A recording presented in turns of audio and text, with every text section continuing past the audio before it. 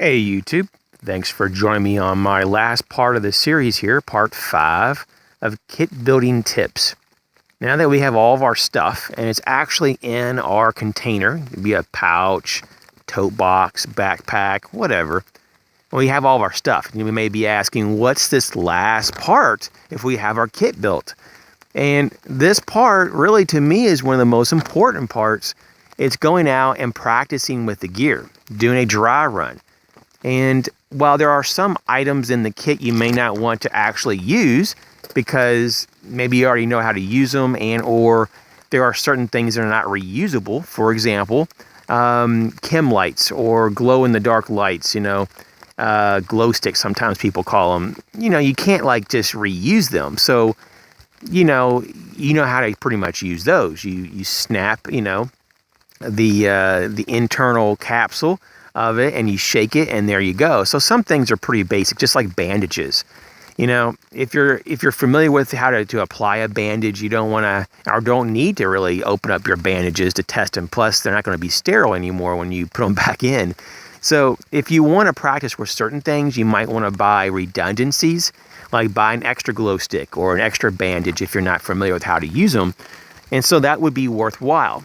But other things like your multi-tool, your shelter options, even your fire options, if you're not like used to them, or if you don't have them in other kits and you haven't practiced with them, you want to go ahead and use them. A little bit of wear and tear ain't going to hurt anything.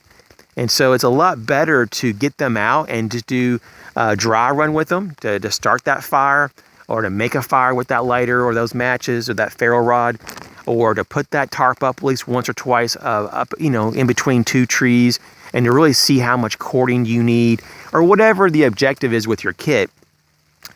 You definitely want to go through one or two, dry runs here or practice sessions, and maybe even time yourself. Maybe even see if you can remember where everything is in the kit when you want that item. You know where to go exactly. And so this is pretty much straightforward, but practicing with your gear and your kits is just something that we have to remember to do.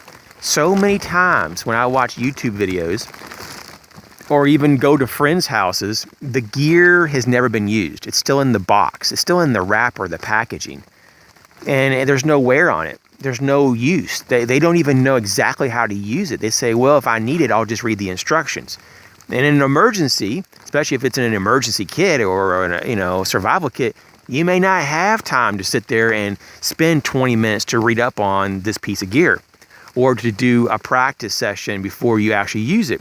So let's just use the time we have now to develop a little bit of experience with that gear.